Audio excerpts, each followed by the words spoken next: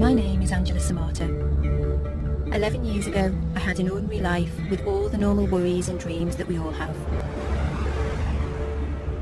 And then one night, everything changed. I came home to find that the man I loved, the father of our 2 boys, had taken his own life. Since that day, I've been learning what it means to lose someone you love to suicide, and why it's a very different kind of grief to any other. I'm going on a journey around Britain to meet people like me who faced a similar loss, and to try to break down some of the stigma and the fear that exists around suicide. Because if there's one thing I've learnt, above all else, it's that we have to talk about this. It's really important that we talk.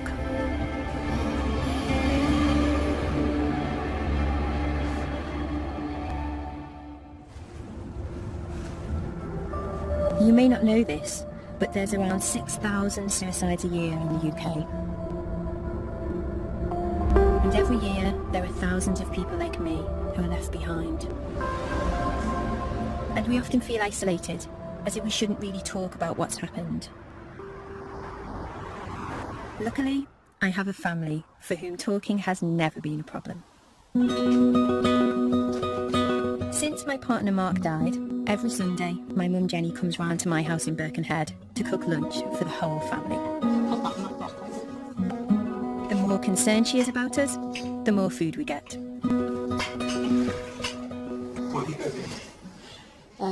Roast lamb, roast potatoes, creamed potatoes, new potatoes, carrots, cauliflower, broccoli, mange tout, 2 types of peas, garden peas, mushy peas. So we'll go for the low carb option today. Oh, definitely. Yeah. Go mad on a Sunday. We are very close family. Yeah. Which stood us in good stead, because when the whole situation around Mark happened, it kind of that became just really pivotal to everything. It was such a big shock, because we'd had a conversation the night before, haven't we, about Christmas dinner and what we were cooking and where we were having it. All right. All right. Come on, don't be crying into the pillows. A lot's changed in the last 11 years. Oh, yeah, good, thanks. I didn't have a career then. Hi, how are you doing? I work in the art world now. I've got a new partner, Dwayne. And my youngest son, Benjamin, is 14 years old. He was 3 when Mark died. Alexei was 13. He's just turned 25. Yeah. We often talk about Mark. We want them to remember him positively and not just because of that one night. We wanted the boys to grow up and for it to be about how Mark lived and how funny he was and how he thought he was an amazing cook and he probably wasn't, and how he thought he was an amazing musician and he probably wasn't. Musician. But we wanted it to be about that, didn't we? We didn't want it to just be about... good memories, not about... Well, not just about how he died. It was really important. It was how he lived. Thank you. Dwayne, where are you going in between the kids? I'm going in between the kids. When this happens to you as an ordinary person, as an ordinary family, very, very quickly you become aware of the stigma attached to somebody taking their own life. There's lots of people that don't know how to speak to you. There's lots of people who treat you differently. Does anybody else want mushy peas? I think the only way that we can help to challenge the stigma and deal with the legacy of this is to be really honest and open. And I'm kind of hoping that that's what me talking about my experiences is going to, in some very, very tiny way, help to achieve.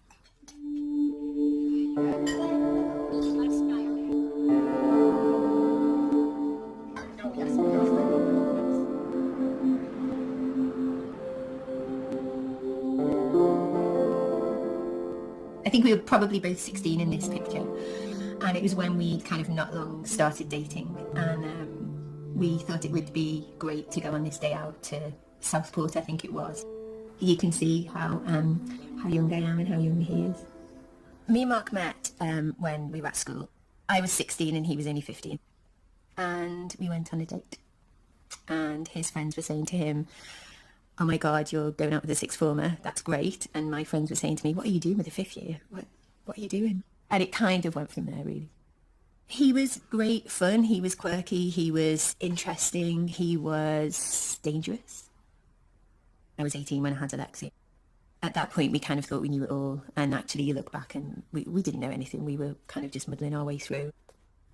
And then this picture is just Mark and me and Benjamin.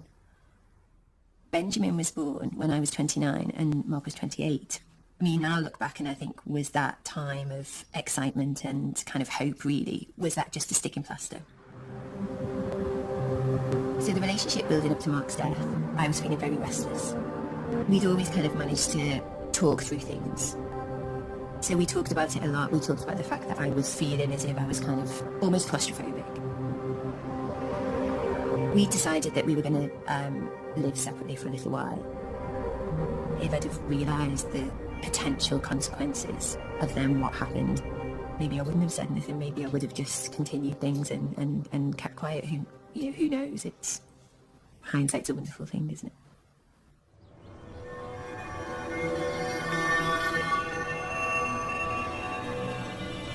This is the park that we used to come to a lot, and the house where Mark's death occurred is actually just over the way there. I haven't been back here for years. It's mixed emotions, definitely. On the day that Mark actually died, I had just started a new job. The boys went off to school and Mark normally left just before me, but actually I left first that morning. In the afternoon, I got a call from Mark's work saying that he hadn't turned in. And it wasn't until 6 o'clock that I actually managed to get hold of him on the phone. And he said, remember that I love you. And look, I'm really, really sorry. And I thought that he was apologising for the fact that he hadn't gone to work. I collected the boys from my mum's house and drove home. I walked up the path, put the key in the door, opened the door, and then as I opened the door, I could just see his outline. And at that point I realised that in fact Mark had hung himself in the hallway. And behind me I could hear the boys laughing. It was the most unreal, surreal situation. I find it hard to describe it really, because it was just something that never ever enters your head in your wildest imagination.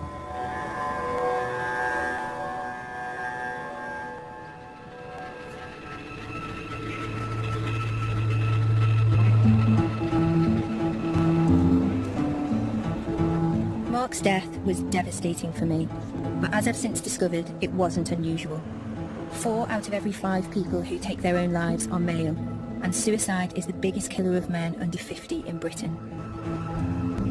But I didn't know any of that 11 years ago. I was just one of the many people left in shock, with very little guidance about where to go or who to talk to.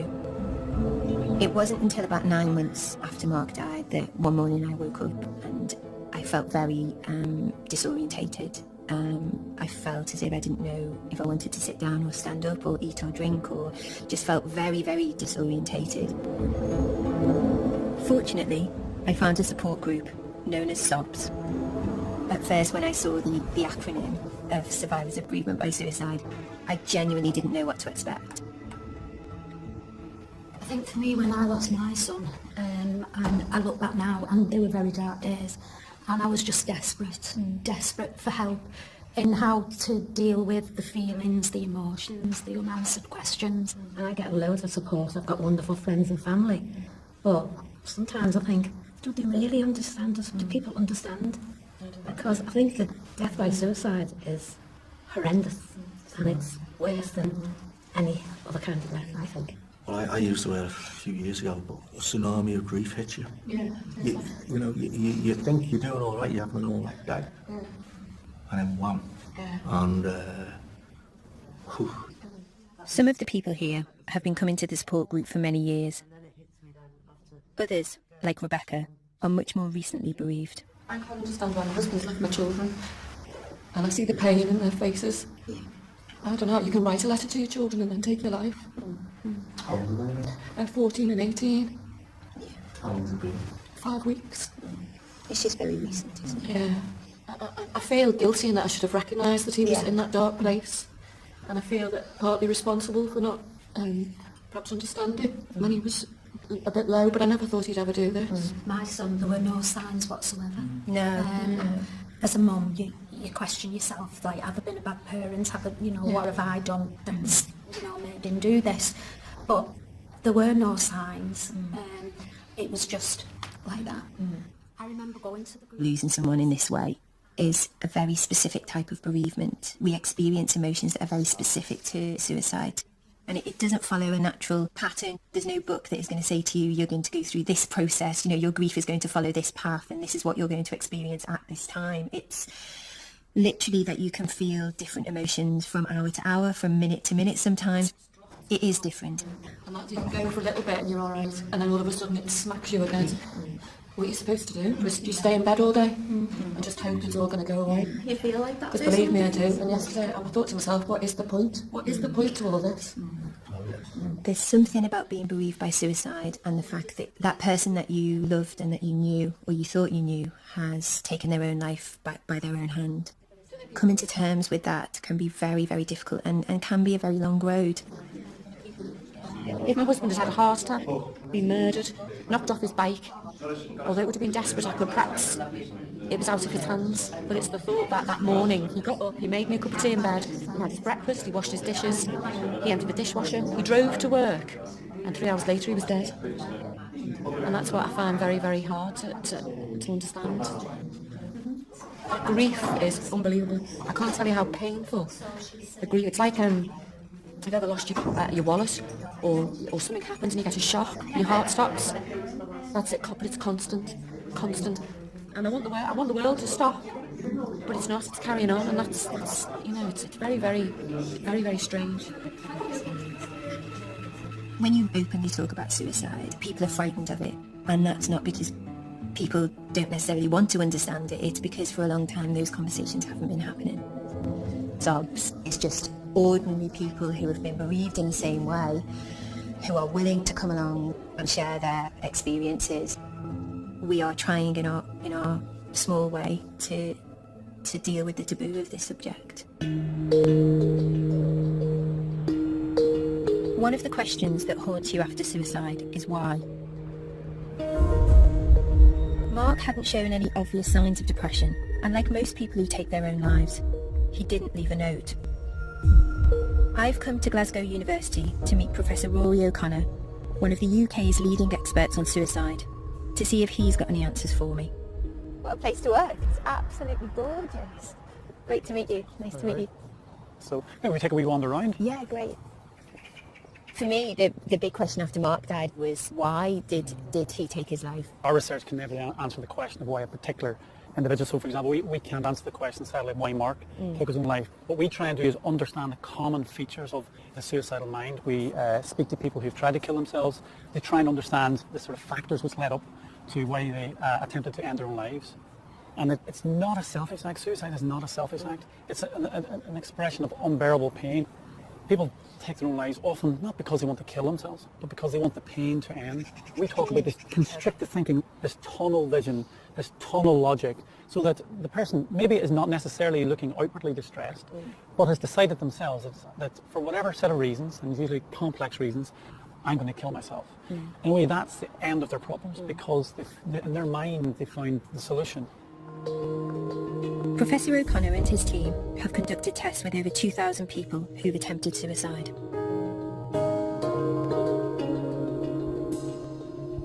I'm going to play it gradually harder. I'd like you to say stop when it first feels uncomfortable. Let's just take it for a second, Karen. So this is a pressure meter, or an algometer, where we exert pressure on people's hands, and what that does is get some sort of objective measure of pain sensitivity. Okay. Because what we think might be going on is that people who attempt suicide have a higher pain threshold. They can put up with more physical pain than the average person. Yeah, so this is a measure of pain tolerance. Okay. Stop when you feel it's becoming too uncomfortable to continue.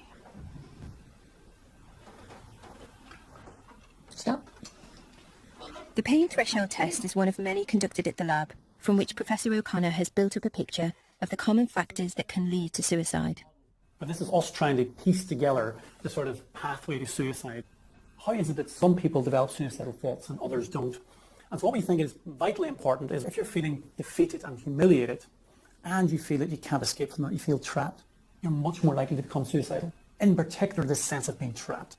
So if you've got that defeat plus the feeling of this conical, constricted view of the world, then that seems to be a pretty kind of lethal combination. Absolutely. I'm just wondering, when you're looking at things like entrapment, it must be such a subjective thing. How do you even start having that conversation? Well, what we use are established questionnaires, which I'll just show you. It's 16 questions. And crucially, we don't just look at one question. They come together into an overall score of how trapped you feel. So we've got, I have a strong desire to escape from things in my life. I feel powerless to change myself. I would like to escape from my thoughts and my feelings. They feel like very, very poignant questions. Do people sometimes find them very difficult to answer? We've been doing this work now for 20 years, and in general, people are really glad that somebody's asking about them and trying to understand why suicide happens. Professor O'Connor's commitment to answering that question is more than just professional. Like me, he's lost someone to suicide.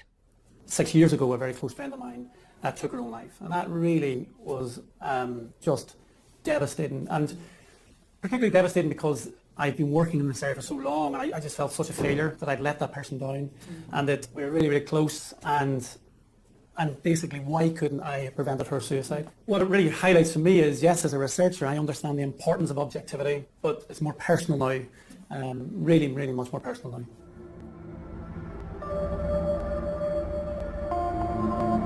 When Rory described how in the suicidal mind, that constriction of the worldview and how problems that you or I may consider as small may be magnified within that constricted view and may seem insurmountable. I could just kind of feel myself really, really relating to that and just wondering whether that was how Mark's view of the world had changed.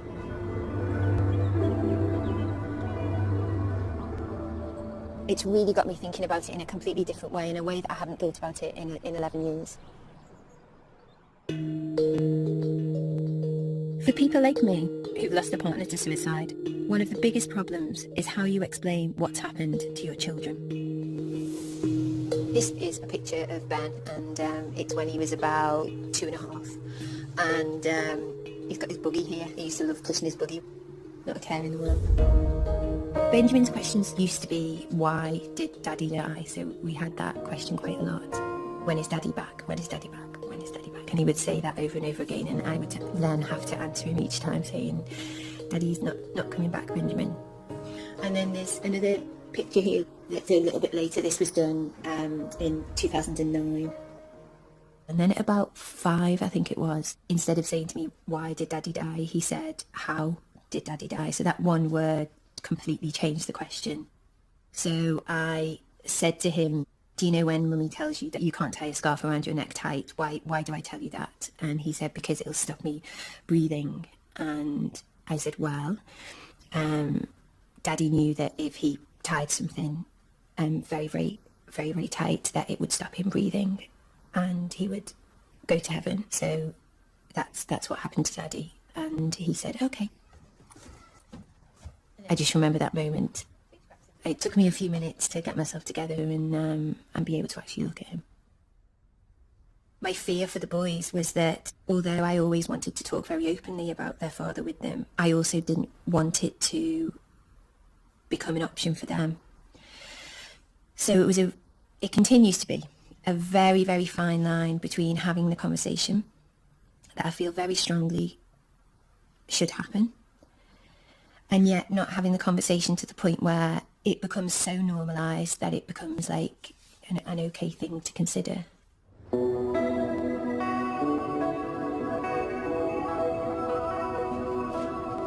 Talking to my boys about their dad's death wasn't helped by the wall of silence around suicide. But now, a few people in the public eye are starting to speak out about their experiences. I've come to West London to meet the actor David Robb, who plays Dr. Clarkson in the TV series Downton Abbey. 18 months ago, his wife, the actress Bryony McRoberts, having struggled with anorexia, took her own life at a local tube station. Hello. Hello. Come in. Can I interest you in a tea or a coffee? I would love a cup of tea, please. That Right. would be great. Come through to the Thank you. kitchen. Thank you. That's great. Thank you very much. Do you want to come through? Yes, please. Yeah. I'll follow you. I don't know. I'm on your turf. These are sort of, well, random photos. So, this is Bryony, about 5-6 years ago. Pretty lady. Absolutely beautiful. So she was about 50ish then. Wow. She doesn't look anywhere No. near 50. Well, that's the play that we met in. Betsy. So there she is, 18, me 28. We had this love scene. And did it just last a bit longer each night? It or? sort of did, yeah. She had to That's grow up in it. In the amazing. last act, she had her hair up. I always remember. And I used to have to stand behind her, walking on stage at one point. And I loved the back of her ears. I can remember quite clearly sort of falling in love with the back of her head. Really? Yeah, a long time ago, 1975. How long is it since your husband died? It's a little while now. It's 11 years. You found Mark, didn't you? Yeah, I did, yeah. I can't imagine the level of shock that must have involved. I had the opposite. Bryony left the house before I came down in the morning and didn't come back. And then the police turned up. Really? At about 4 o'clock in the afternoon, because she had my Oyster card, my ticket thing. And I was advised by the police and the coroner not to see her body. So I never saw her. She just walked out of my life. So it's as if she's been erased in a nuclear explosion. Yeah. That's a very weird thing. And when I think of the memory, the physical memory and the smell of her and the back of her ears and all of the things that made her unique are no longer exist. How? Because I touched them for 38 years. And that's difficult. Really difficult. Really difficult. I have the opposite in that the last time I held him was when he'd already passed away.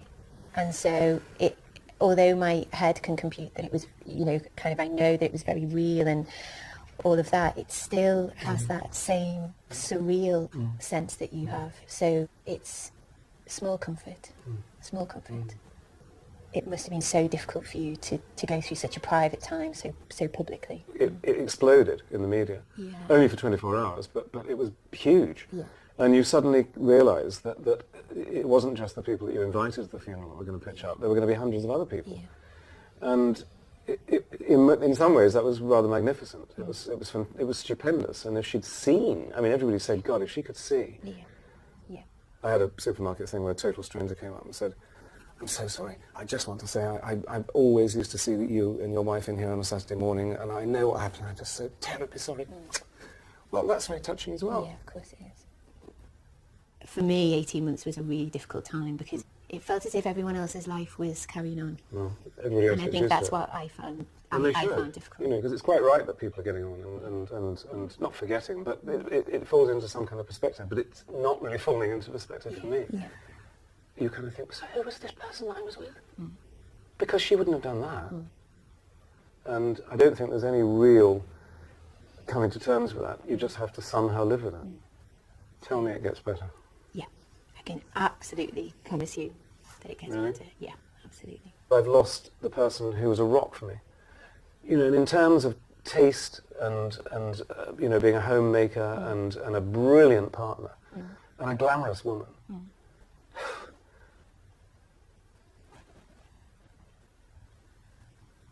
Okay. Unbelievable.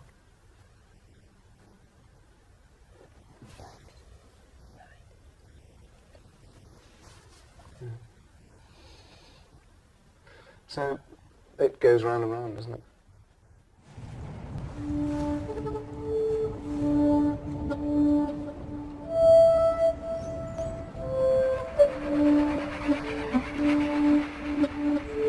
Meeting David has taken me right back to where I was 18 months after Mark's death. when I was still lost in the sense of utter disbelief that the person I thought I knew could take their own life. It makes you feel as though you'll never be able to fully trust anyone or anything ever again. When you're in that place, it feels impossible that you can ever rebuild your life.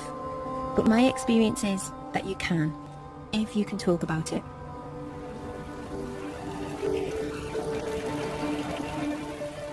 "11 years after Mark's death, my oldest son Alexei feels like he's done all of his talking. His dad was a keen amateur guitarist, and Alexei now expresses himself as the drummer of the band I Alone.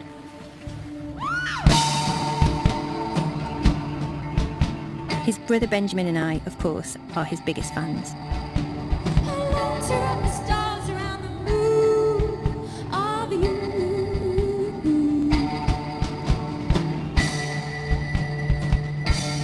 Alexei started drumming when he was about 14. I don't know whether some of it was because he'd not long lost his dad, or whether it was just something that would have happened naturally anyway. But now he's been drumming for 10 years, and you can tell he loves it. As a parent, you kind of live for those moments where you see your child just completely absorbed in what they're doing and just completely enjoying what they're doing. And you get a real sense of that when you see Alexei drum.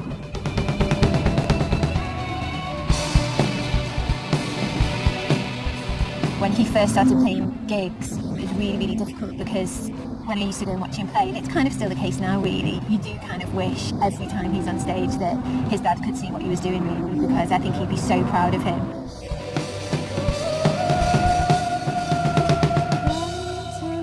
Nights like tonight, he would have loved this.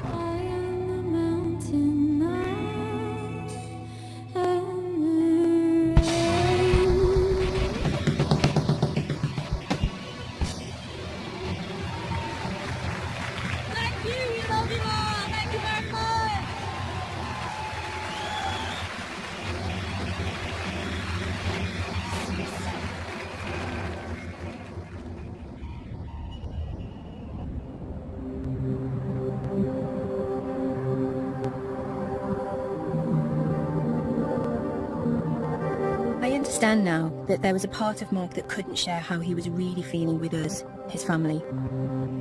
But I've often wondered whether things might have turned out differently if he'd been able to get away for a bit and speak to someone else. Here, in a residential street in North London, there's an organisation called the Matry, which offers that option to people who feel suicidal. I've come to meet Angela Rodriguez, who's worked here for the last 8 years. Hello, is it Angela? It is, hello. Angela. Welcome to my train. Thank you so much.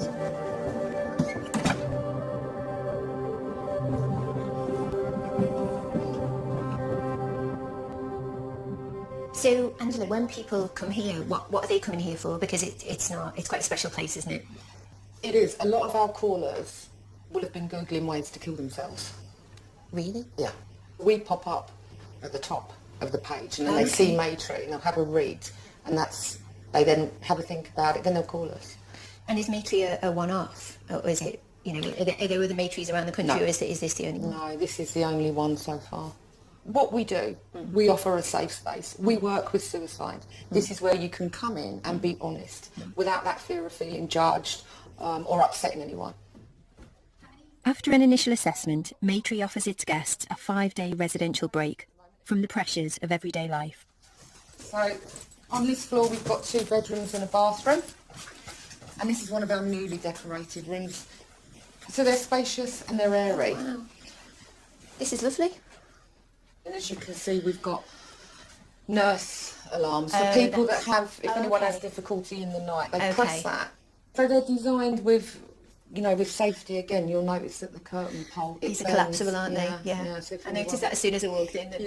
If anyone does try and make an attempt, it's not going to work. Have you ever had guests here who have actually taken it as an opportunity to attempt to take their lives here? Yeah, and what we say to guests, we make it very clear, we have a guest agreement, that if someone does make an attempt here, that we will have to intervene. The most important part, if that happens, is being with them and trying to hold on to our relationship with them, and not to just hand it over to someone and walk away. We won't do that. We'll be with them. We'll stay with them at the hospital. Okay. And hopefully, depending how bad it would ever be, if they're able to come back and finish their stay, they come back. The Maytree was set up 20 years ago by two former Samaritans who wanted to offer a refuge to people who felt isolated by their suicidal feelings. I mean, the stigma around suicide, I mean, I felt it as a bereaved person. Is it something that you feel, or that you think that the guests feel? Oh, absolutely. We need to be talking about suicide. We live in a society that's scared to talk about death, let alone suicide. We need to be able to be open and talk about it without that fear of being judged. That is so important. We need to use the word. Stop hiding from it. Stop hiding from it. Let's talk about it. And that's the key, talking. How did you first come across Maytree? Was it in a working capacity, or was it in a different? No, I'd actually made several attempts myself. I'd been through the mental health system. I'd been in psychiatric units, and I struggled to find a reason to live. I mean, I couldn't even leave the house. I couldn't even take my children to school. How many children did you have then? I had three daughters, who were small. I suppose we're on opposite sides of the fence, because I have wanted and thought about how Mark must have felt just before he took his life. That's been a major part of my bereavement and my grief, really, is trying desperately to understand how it feels to be in that place where you really are convinced at 100% that your children will be better off without you. I remember kissing my children. Good night.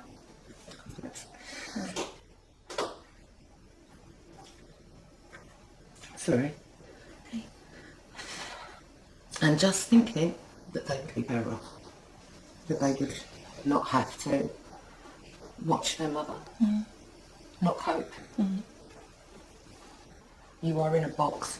Whichever way you turn, it's just blackness all around you.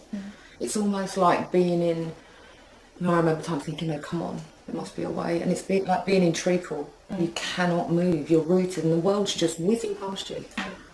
You can't see. And that's what's so important here, because for someone that's walking through this door that is suicidal, at that point, they may never have had contact with someone else that is suicidal. So when you see guests sitting down and talking, that also enables them to see that, wow, it's not just me, other people do suffer. And around this table, the conversation, it can just happen. It's very organic, it's very natural. It's just been wonderful to see this today, because you're doing amazing things here. Thank you.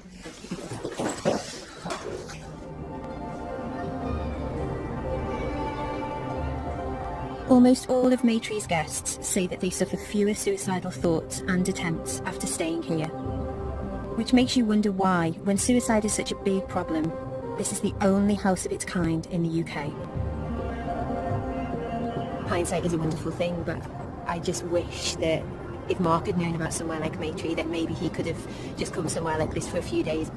I just wish that he'd have known about this.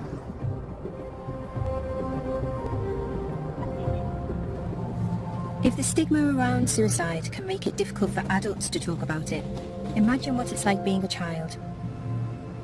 When Mark died, my boys, Alexi and Ben, lost one parent and were left with me, the other, completely traumatised. While I did my best to let them know that they could always talk about what had happened to us, I'm interested in how other families deal with suicide, and I've come to meet the Ebdons, who live in rural Somerset. Somewhere like that. Nothing's happened. Farmer Simon Ebdon lost his wife Dominique to suicide 5 years ago, leaving him to bring up their 5 daughters on his own. 3 years ago, he met his new partner, Vicky. Where should we put it? Here we are. I know. There we are. There's yours then. Do we need a bigger tree? Yeah. To fit it all on? They've kindly invited me to their home a few days before Christmas. Hello, hello. It's nice to meet you. Come through, and then you can meet the family. So, hi girls. Hello. So this is Rosie. Hello, Rosie. Nice to meet you. This is Molly. Hello, Molly. And that is Izzy. See? And there's Charlotte. Great to meet you. You're Em, aren't you? Just spotted all your pictures, they're gorgeous. Vicky came to live with the Ebden girls 2 years after the death of their mum, Dominique. When you first became part of the family, you weren't just dealing with Simon's grief, you were dealing with the 5 girls as well, and the baby was a baby. There were days when, you know, Mum's name would be mentioned and they would get upset, and Simon he would cry all the time, and the girls they just couldn't bear it. So it stopped them from crying. So they were too scared to cry because it would make Simon cry, and then it was just a vicious circle. I've come from a family where we do a lot of talking. I think it's important that if you have something inside you, that you let it out. Vicky contacted Winston's Wish, a charity which works with bereaved children, including those who've lost their mum or their dad to suicide. So when you went to Winston's Wish, tell me about that. They talked to us and told us about like the camp that the weekend we went, and then we went to it. And it was really fun because it wasn't actually much talking. It was, but they tried not to make it upsetting. Yeah. We had on the first day we did loads of activities like archery and we were in groups. Each of us were in a different group. We did all the games first, so that I think it was a trust building thing. Yeah. And we all learned a lot about each other. Yeah. It sounds like stupid stuff, but no, but it doesn't matter. But you got to know each other first as kind of people. It was good because you realise that you're really not the only one. Yeah. Okay. Even though they say that you're not, you don't really know anyone. But then you go there and everyone's in the exact same boat. You struggled, Charlotte, didn't you? You found it really upsetting. You didn't like it. No. No. She still doesn't like it. Still doesn't like talking about it. Tell me why. I just don't think I want to. Okay. It's not that I don't want to. I don't mind talking about it. It's okay. It's just, it's upsetting. Yeah. This is Dominic. Let's have a look at this one. This is your one. Is this This the one is that on you... holiday. This is the one that you... Do you have this one in your bedroom? Yeah. My boys have pictures of their dad in their bedroom too. This is quite a nice natural photo, Yeah. which we only found a few days ago. Dominic, who was my best friend, person I loved, she was everything. Fantastic mother, you know. You'd never think she would do anything like that, you know. But obviously she was in a bad place, you know, and was just, couldn't take it any longer.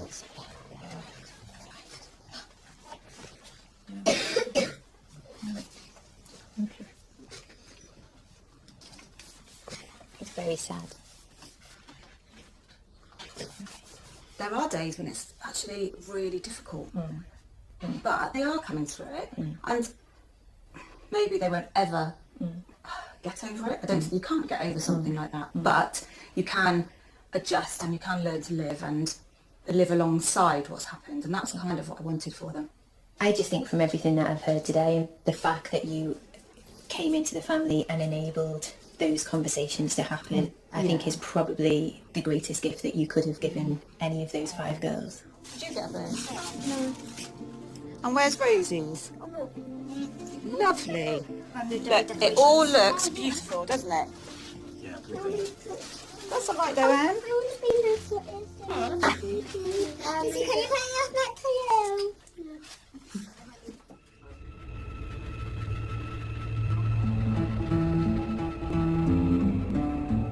Before I go home for Christmas myself, I'm heading to Norfolk to meet a woman called Jackie Page. I think going to see Jackie today is going to be really difficult out of all of the people that we've met. Jackie has had to deal with one of the most tragic aspects of suicide, but those left behind are sometimes at risk themselves. 24 years ago, her husband Rod took his own life. 7 years ago, her son Simon did the same. Today is going to be me facing my worst fears, really. So it's going to be a tricky one, I think.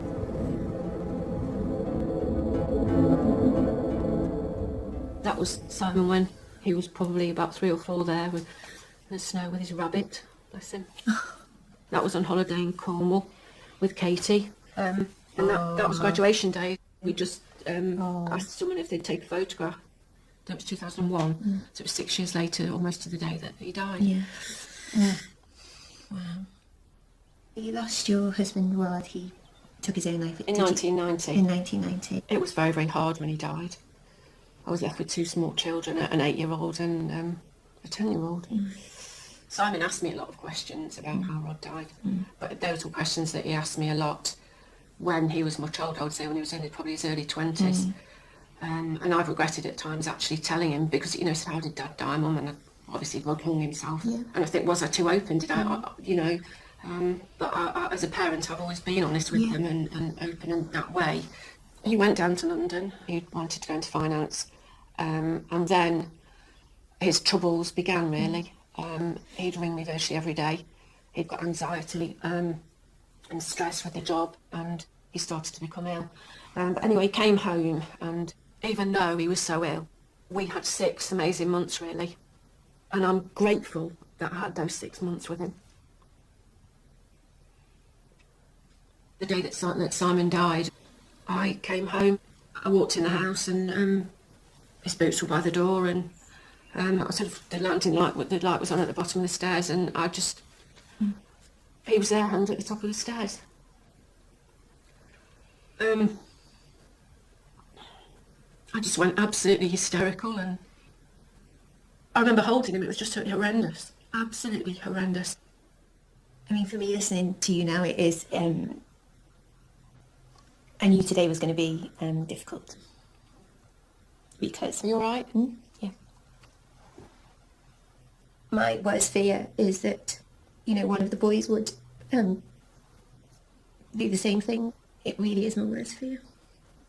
You can't go through the rest of your life thinking that my circumstances aren't necessarily going to become your circumstances. And there's no guarantees, is there? No. But if you keep talking to them, and I think that's the thing, really, you know, you keep having the conversations, don't you? And you keep kind of, you know, you keep the lines of communication open.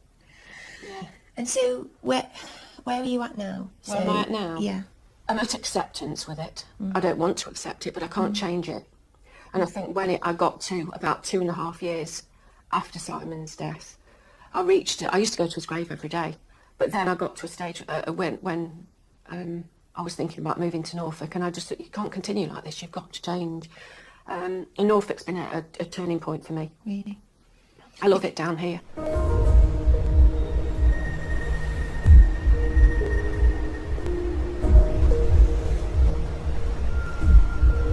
Since moving to the Norfolk coast, Jackie has started a new career and set up a support group for others who've lost people they love to suicide.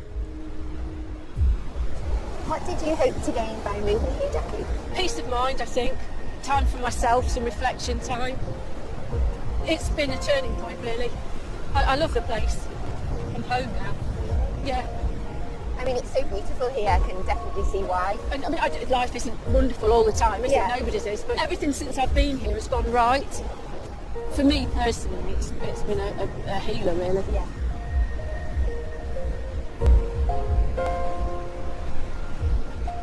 I knew today was going to be really difficult. Once Jackie started to talk about Simon, you know, losing her son, I knew it was going to be emotional. But I think that, yeah, I kind of hadn't realised what an impact that was actually going to have on me.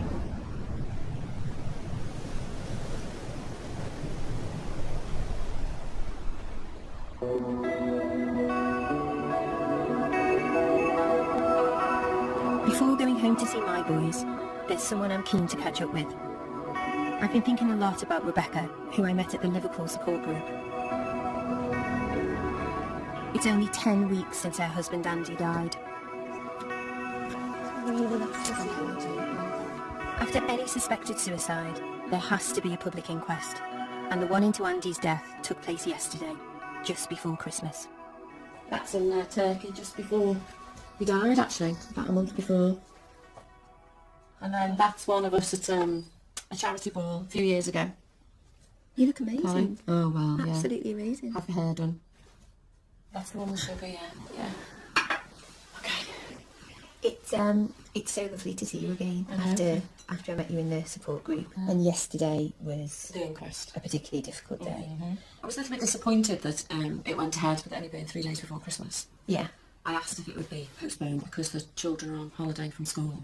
They're not little, but even so, you have to consider them, don't you? Yeah. And did it last for a long time, No. the session? How long were you... Gosh, it must have only been about 30 minutes, if that. It just felt as though we were dealing with, I don't know, a parking ticket or a shoplifting offence or something. And I don't agree with it being open to the public either. I can't understand why. He wasn't a criminal, he'd done nothing wrong. You know, I hadn't hurt anybody else. But yes, it's such a private thing that becomes so public and you have no control over. Yeah, that's right. So did they go through the events of the day? They went through obviously the date and the time he was found, who found him, who identified him. And then they went into the cause of death. But they went, and that really upset me, because I burst into tears, because they went into detail about the rope around his neck. Apparently he died very quickly. So I was comforted in a little way that he died quickly, but I don't think I needed to know the full details. And then the verdict was suicide. My husband was depressed. Okay. And that was it, basically. He honestly didn't realise all the impact of what he did. And the after effects. And he wouldn't have wanted to leave me, I don't think, with all of this to deal with. No. But he has. He was in a dark place and, you know, couldn't take any more. How did you feel? Did you feel I feel let a bit down? angry and let down. Yeah, I do. He's died and I'm now left with a lot of things he couldn't cope with on my own. So, yes, he's out of pain, but my pain started now. Yeah. It's hard. Yeah. It really, really is. Yeah.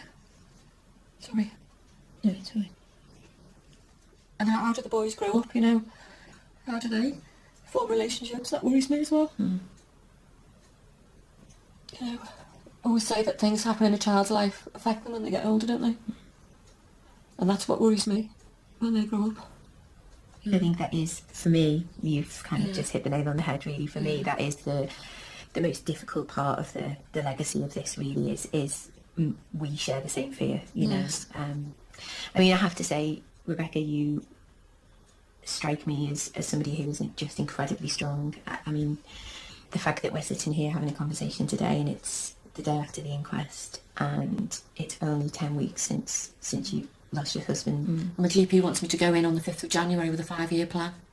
I don't quite know what my 5-year plan's going to be, because I can't think about what my next 5-minute plan is, never mind 5 years. A 5-year plan? A 5-year plan. Oh God, I don't think I could even do that now, let alone 3 months after Mark died.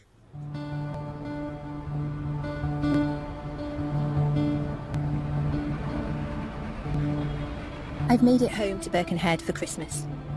And while I'm still convinced that honesty and openness are the best way to deal with losing someone you love to suicide, when it comes to your own kids, you never stop worrying. I've been speaking to lots of different people and some of it's been quite upsetting. And it kind of just got me thinking about whether the fact that we'd always been really honest with each other and we'd always been able to talk about it, well, whether you felt actually we had always been able to talk about it. We have, I think. But yeah, on the whole, I think I've come to terms with it quite well. Yeah. Do you think you'll always have questions? No, I think I've asked all my questions. But again, I will ask the same questions because I forget the answers. You know what worries me about the way that Dad died, and it worries me that if you were ever feeling, you know, you kind of were struggling with anything, and I always say to you, don't I, that talk to you about it. Yeah. Do you think that because of what we've been through, you will always be able to talk to me about things? Yeah. I would always tell you, of course, but before I actually felt the need to do something. Yeah. So do you think that we're okay? Yeah. Do you think I did the right thing by telling you? Absolutely. Yeah? Positively. Thank you. Okay.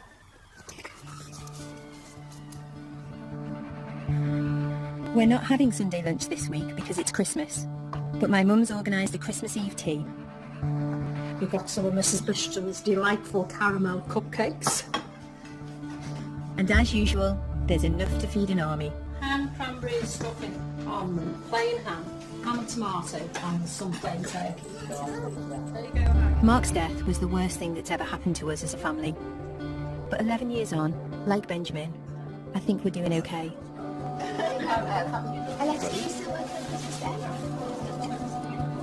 You don't ever get over losing someone to suicide. But if you can talk about it, then one day you can be happy again. More than anything, that's what I've learned.